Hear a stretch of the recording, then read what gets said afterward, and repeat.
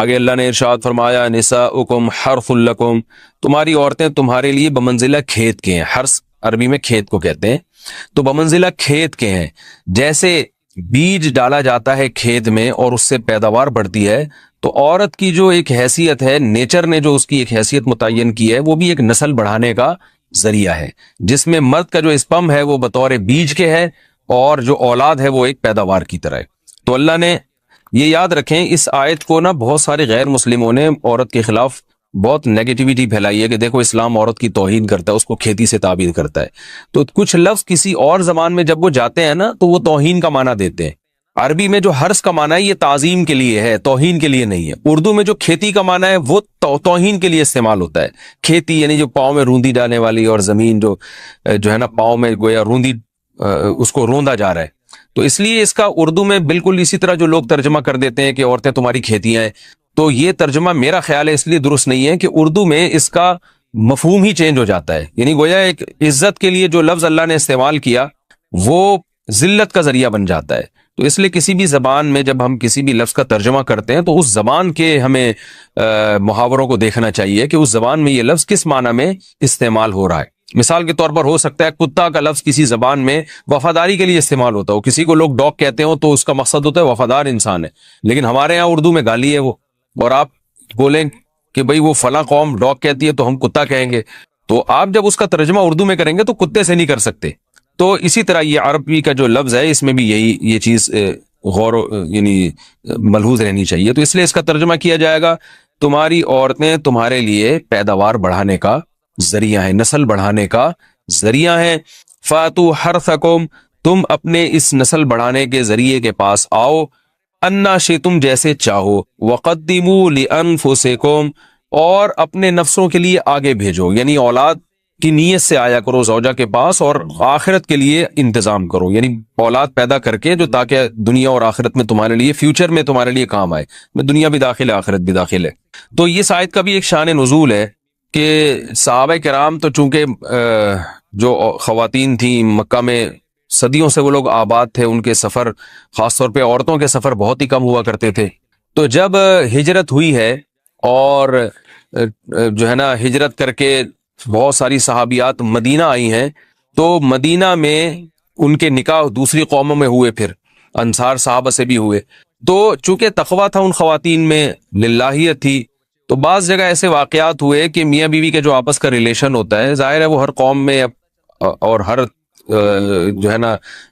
شخص کا مزاج دوسرے سے مختلف ہوتا ہے، تو بعض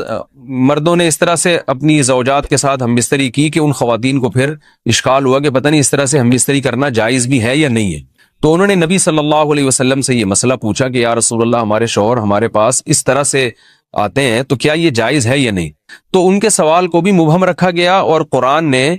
اس کے جواب کو بھی کنایتاً بیان کیا، کیونکہ مسئلہ بظاہر حیا کے خلاف ہے، تو قرآن جب بھی کوئی ایسی بات ہوتی ہے تو اشارتاً کنایتاً اس کا تذکرہ کر دیتا ہے تاکہ مسئلہ بھی واضح ہو جائے، کیونکہ ظاہر ہے اس کی ضرورت تو قیامت تک آنے والے انسانوں کو پڑ سکتی ہے نا۔ یہ تو ہر میاں بیوی کا اپنا ایک ذاتی مسئلہ ہوتا ہے کہ ہمیں کس طرح سے پرمیشن ہے، کس طرح سے پرمیشن نہیں ہے۔ تو اللہ تعالیٰ نے بھی اشارتاً ہی اس حکم کو قرآن میں بیان کر دیا، اور قرآن میں اس لیے بیان کیا کہ تاکہ اس میں کوئی اجتہادی اختلاف کی گنجائش نہ رہے۔ تو اللہ نے قرآن مجید میں بیان کیا، فرمایا نساؤکم حرث لکم، تمہاری جو ازواج ہیں، تمہاری جو بیویاں ہیں، وہ تمہارے لیے بمنزلہ کھیت ہیں۔ کھیت کا مطلب کیا ہوتا ہے؟ پیداوار بڑھانے کا ذریعہ۔ تو اس میں سب سے پہلا مسئلہ تو قرآن نے یہ بیان کر دیا کہ زوجہ سے جو ہم بستری ہے وہ صرف اسی راستے میں جائز ہے جس سے اولاد ہوتی ہے، کیونکہ عورت کو اللہ نے بنایا ہے نسل بڑھانے کے لیے۔ تو کوئی بھی ایسا ہم بستری کا طریقہ اختیار کرنا جو نسل بڑھانے کا ذریعہ نہ ہو، یعنی وہ نیچرل نہ ہو، تو وہ حرام ہے۔ تو اس میں اللہ نے یہ حکم دے دیا۔ تو اس سے صاف یعنی حدیث سے بھی پتہ چلتا ہے اور تمام فقہاء کا اجماع بھی ہے اس آیت کی روشنی میں کہ مسئلہ تھوڑا حیا کے خلاف ہے، لیکن میرا خیال ہے بتانا ضروری ہے کہ پچھلے راستے سے عورت سے ہم بستری کرنا بالکل حرام ہے، ناجائز۔ اور نبی صلی اللہ علیہ وسلم کی اس پہ بہت شدید لعنت ہے، بہت شدید وعید ہے۔ تو یہ بالکل اللیگل ہے اسلام میں کہ عورت کے پچھلے راستے سے اس سے ہم بستری کی جائے۔ جو لوگ لڑکوں سے بدفعلی کے عادی ہوتے ہیں ان کو یہ ایک چسکا لگ جاتا ہے، تو یہ حرام ہے، ناجائز ہے، کیونکہ اللہ نے بتا دیا کہ یہ تمہارے لیے بمنزلہ کھیت کے ہیں۔ تو اس میں قرآن نے وہ جو سوال تھا نا اس کی طرف اشارتاً جواب دے دیا، اور آگے فرمایا فاتو حرثکم، تم اپنے کھیت کے پاس آؤ، یعنی پیداوار بڑھانے کا جو ذریعہ ہے اس جگہ کی طرف آؤ، انا شئتم، جیسے چاہو،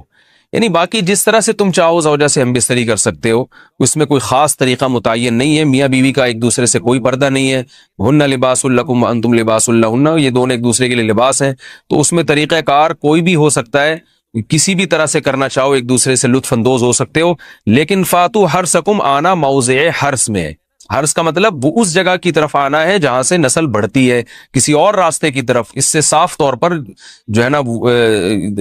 وہ جو فاسق فاجر لوگوں کی جو برائی ہے، جو لڑکوں سے بدفعلی کے نتیجے میں پیدا ہوتی ہے، اس کا اللہ نے قلع قما کر دیا کہ اس کی اسلام میں بالکل اجازت نہیں ہے۔ کہ رات کا وقت ایسی چیز ہے جو اللہ نے عبادت کے لیے بنایا یا آرام کرنے کے لیے، سونے کے لیے بنایا۔ رات میں اگر آپ سیلیبریٹ کریں گے کسی بھی عمل، یعنی کوئی خوشی منائیں گے، تو اس میں انسان کی گناہوں کی طرف توجہ زیادہ جاتی ہے۔ جیسے آپ دیکھیں کرسمس میں شرابیں پی جاتی ہیں، اور جو بھی غیر مسلموں کے تہوار ہیں اس میں بھی چراغاں ہوتا ہے رات کے وقت۔ تو جبکہ ہمارے ہاں جو عید الفطر ہے وہ دن کی روشنی میں ہم نماز پڑھ کے اس کی ابتدا کرتے ہیں۔ تو آپ کہہ سکتے ہیں کہ شب برات کو کوئی تہوار تو نہیں مانتا، تو دیکھیں تہوار زبان سے ماننا ضروری نہیں ہے، آپ اپنے عمل سے جب کوئی ایسا کام کرتے ہیں جو تہواروں میں کیا جاتا ہے، تو اس کا مطلب یہ ہوا کہ آپ اس کو تہوار مان رہے ہیں، یعنی آپ اس کو ایک خوشی کا دن مان رہے ہیں۔ تو نہانا دھونا یا کھانے پکا پکا کے لوگوں میں تقسیم کرنا یا خود کھانا، اور خاص طور پہ حلوہ یعنی میٹھا، یہ چیزیں تہواروں کے موقع پر ہوتی ہیں۔ جیسے ہم عید الفطر والے دن صبح سوئیاں بناتے ہیں، میٹھا بناتے ہیں، کھاتے ہیں، لوگوں کو کھلاتے ہیں، نہاتے ہیں، اچھے کپڑے پہنتے ہیں۔ جمعے والے دن بھی، جمعے میں بھی عید کا عنصر ہے، حدیث میں اس کو بھی عید قرار دیا، اس دن بھی ہم نہا دھو کے کپڑے پہنتے ہیں۔ تو جو لوگ 15 شعبان کی رات کو نہاتے دھوتے ہیں، اسپیشلی اس رات کو کہ بھئی آج کوئی تہوار ہے یا آج کوئی خوشی کا دن ہے، اور مٹھائیاں کھاتے ہیں یا حلوے پکاتے ہیں، تو وہ زبان سے اس کو تہوار نہ بھی کہیں، اپنے عمل سے یہ بتاتے ہیں کہ یہ تہوار ہے، جبکہ یہ تہوار نہیں ہے۔ اسلام میں کوئی اس کی ایک ضعیف روایت بھی نہیں ہے کہ آپ صلی اللہ علیہ وسلم نے، میرے علم میں نہیں ہے، کم از کم ہو سکتا ہے کوئی موضوع من گھڑت روایت موجود ہو